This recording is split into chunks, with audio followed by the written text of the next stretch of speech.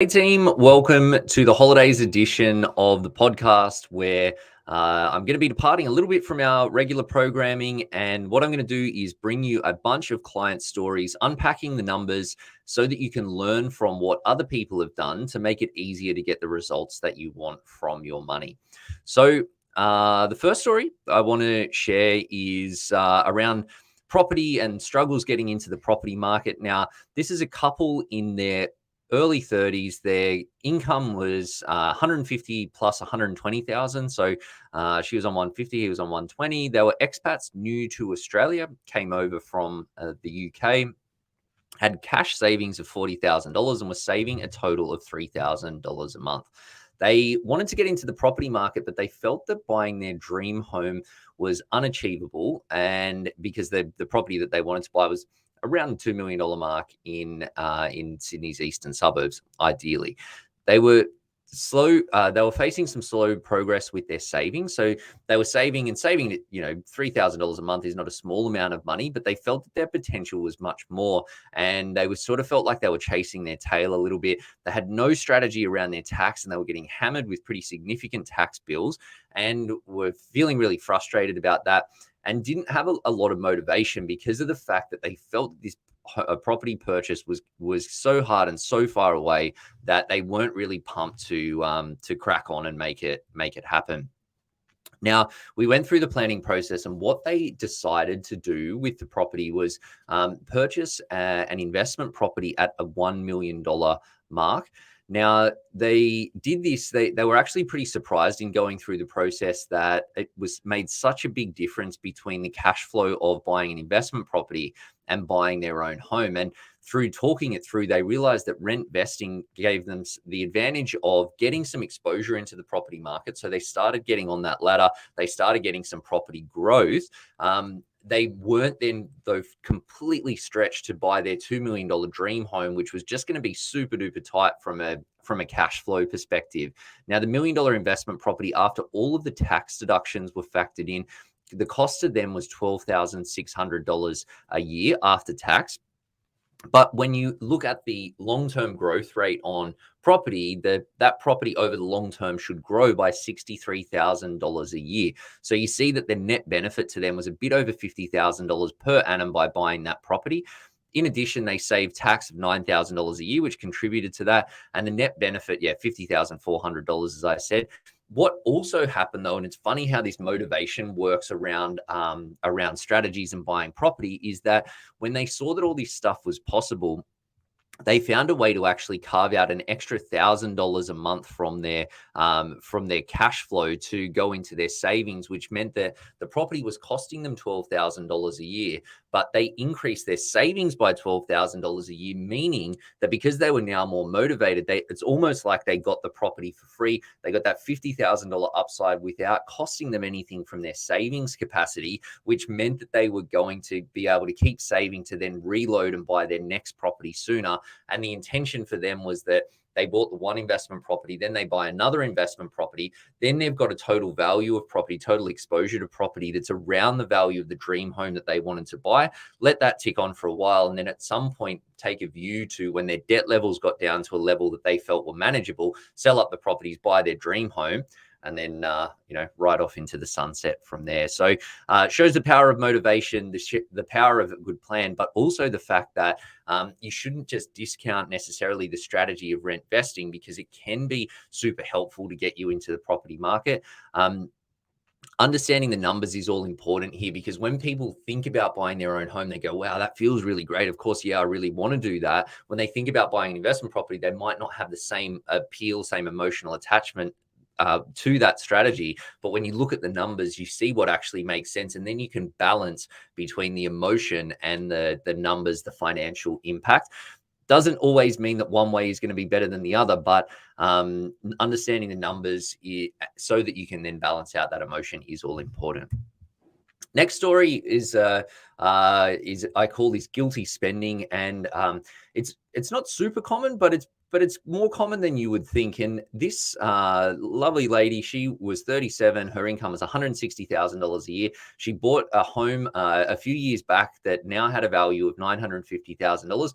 She worked really hard to smash down the mortgage on that property so that she had a $400,000 mortgage debt attached to it. She had cash savings of $140,000, and she was saving 4.5 grand a month plus $1,000 in super a month. So she was gunning it really hard to pay down that mortgage and hammer it down. She wanted to be debt free. That was a key goal to work towards her financial security. Because she was single and in her mid-30s, she wanted to make sure that she did want to start a family in the future, but she wanted to make sure that she locked in her financial security so that she basically had herself sorted, regardless of what might happen with relationships in the future.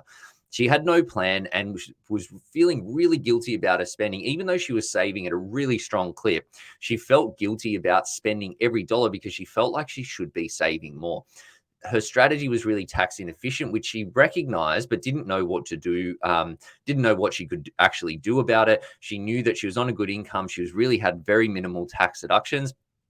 And so that was a bit of a pain point for her. No share investing, which is something that she wanted to do, but didn't know how to do it. And her super fund wasn't really performing. She had a bunch of unlisted assets in there, and it was going sort of okay, but a little bit below average. But she was really scared to make any changes there because she didn't know what the best options were.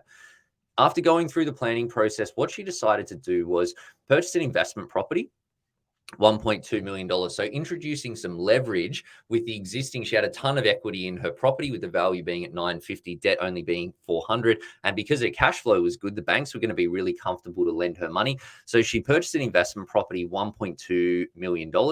At the same time, she implemented a debt recycling strategy where she basically paid $100,000 off her non-tax deductible home loan debt and then redrew the $100,000 to invest into an ETF portfolio, meaning that because she redrew to invest, that all of the interest then on that debt becomes tax deductible. She also implemented the debt recycling strategy for her regular savings moving forward. So another $4,000 a month, paying down non-tax deductible debt, drawing out deductible debt and investing. And she at the same time, and this is a real massive win for her, that she increased her spending by $1,000 a month. So an extra $1,000 a month for her fund money so that she could enjoy her lifestyle a little bit more. Her total tax deductions as a result of the strategies that she put in were $27,500 in year one. And that's on top of the property upside from buying the investment property after the net costs of funding that property ongoing, $45,000 a year, annual upside from just implementing those few key strategies in there, $55,725 per annum going onto her bottom line from her wealth building. At the same time, and what's really not in the numbers because it's really hard to put a number on, we made some changes to her super fund to get her invested into an ethical index-based investment portfolio, which she was really comfortable with from a values perspective, but also felt, and the history had shown, that the performance was stronger than the fund that she'd been in. She made that switch with a lot of confidence because she took the time to educate herself about what's right. Now, this story goes to show, and like I said, it's not super common that people are over savers, but it does happen. And sometimes if you don't know the impact of how much you're saving, it's hard to know, are you saving enough?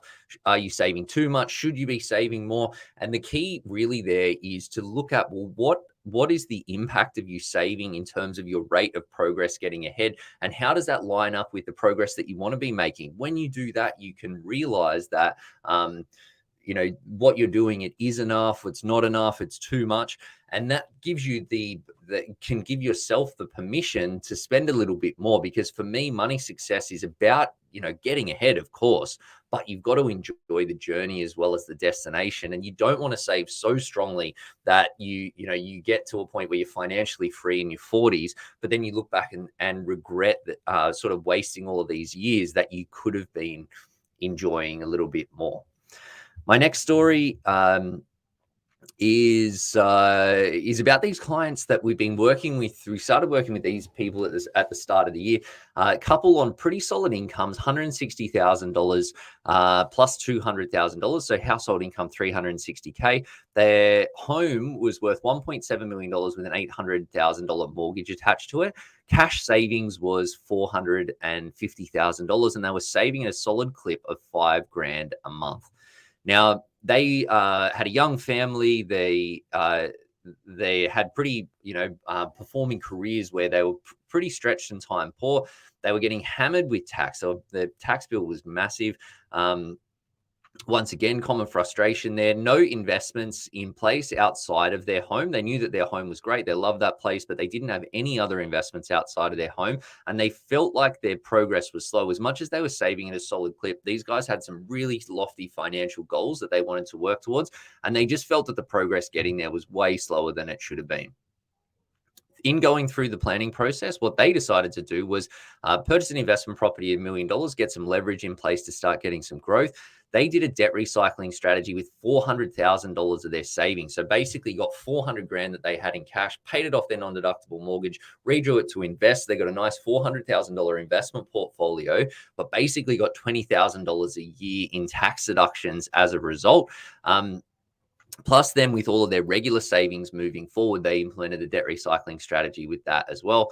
Tax deductions $23,000 in year one, property upside $40,000 per annum, annual upside over $50,000 a year. And, obviously great outcomes there. And, anyone adding $50,000 to their bottom line is going to be super stoked with that.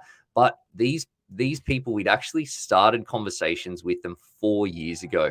They reached out. It was around actually the start of the year. They were pumped up with a bit of New Year's motivation. They knew that they needed to do something, but then life got in the way. Something was going on at work. There's a restructure, something going on with family. And they'd reached out a few times over the years, but just never pulled the trigger on getting a strategy in place and moving things forward. So they were pumped that they got to the end outcome and like they're going to be fine. These people are on a solid path now, but they were kicking themselves from not pulling the trigger sooner. And I think this time of year, a lot of people get fired up about their money, but life does get in the way, and it can stop you from actually taking the action. For anyone, particularly this time of year, if money's on the radar for you, lock in your action steps so that you know what you need to do. Just take the next step. Don't think you need to do it all. Just take the next step. What is your next step? What needs to happen? Put the time in your calendar to make it happen, and then you're going to then you can focus on the next step from there, and you keep that momentum building. Guys, that's it for me for this time. I'll catch you